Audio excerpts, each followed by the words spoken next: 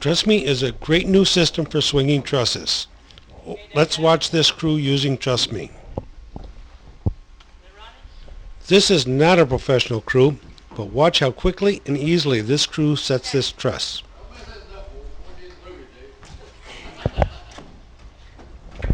It's up and it's latched.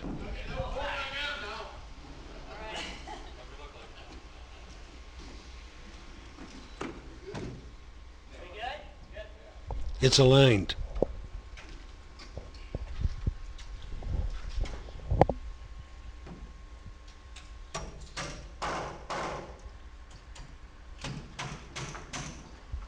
And now the truss is secured.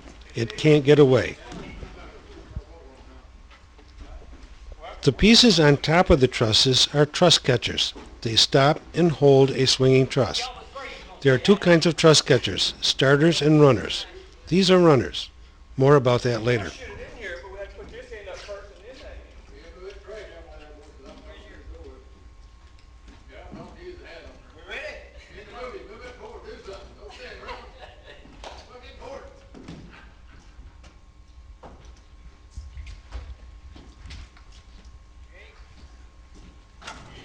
And another truss is up and latched. This one needs more alignment. That's not a problem.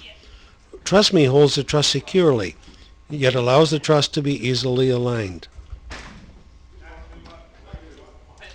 While they are aligning this truss, let's talk about why there are truss catchers on both sides of the peak.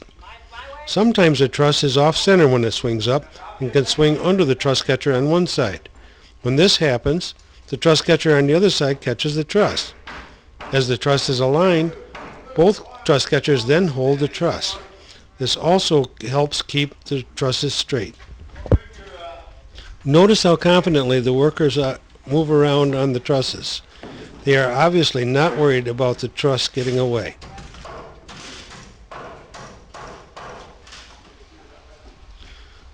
These trusses are 28 feet long. We have used Truss-Me on trusses as long as 32 feet, and Truss-Me worked well on them.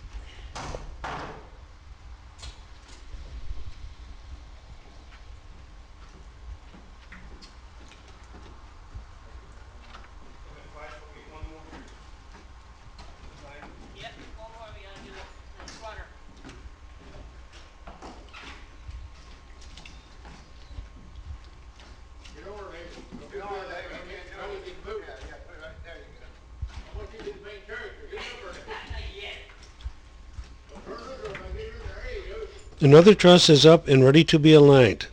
That's 3 trusses in the short time you have been watching this video.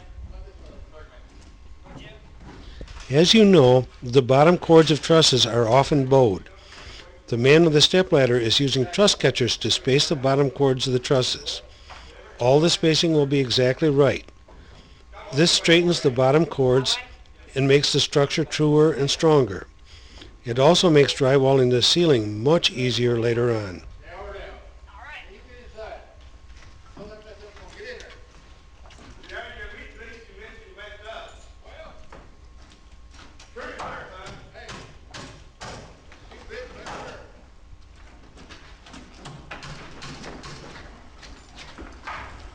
Let's take a look at the basic parts of the Truss-Me system and how they make swinging trusses so easy.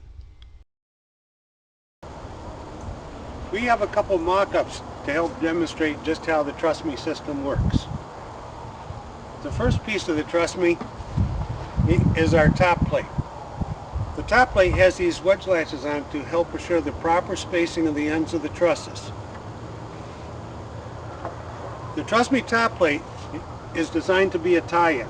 That is, it ties in the gable end wall to the load-bearing wall. Once the top plates are in place, you put up your gable end truss, and all the other trusses will swing up at exactly the right distance. Now, if the tie-in has to go the other way, that is, you have to tie the load-bearing wall into the gable end wall, you have to make a small adjustment to the Truss-Me top plate. You cut exactly the width of the tie-in off the end of the Truss-Me top plate, and all the distances will be exactly right. In this mock-up, we use truncated trusses to simulate full-length trusses. Truss-Me works the same with the full-length trusses as it does with the truncated trusses. The next part of the Truss-Me system we want to introduce is the starter. Well, the starter mounts on a gable end truss and catches one truss. It's easy to mount the starter even if the sheeting is on the gable end truss. Just tap it into place and nail it.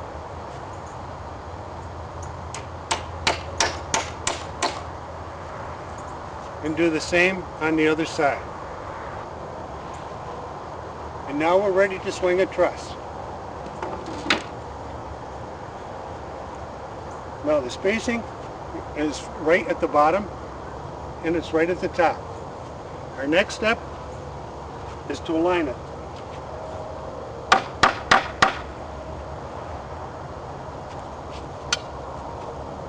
Then we square the starter.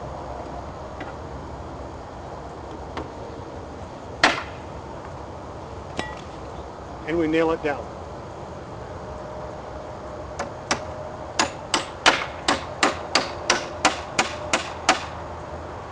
Now this truss can't get away. And the starter is held square. And we're ready for the next piece of the Truss-Me system.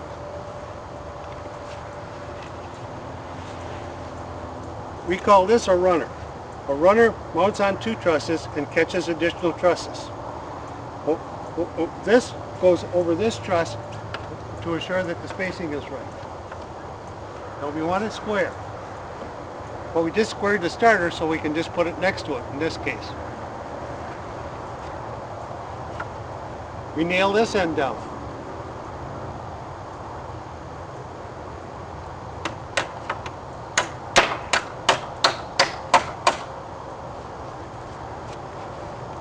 And then we nail it here to complete the mounting.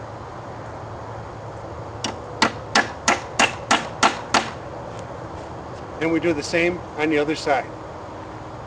And now we're ready to swing another truss. It's up, and it's aligned. And we nail the runner down.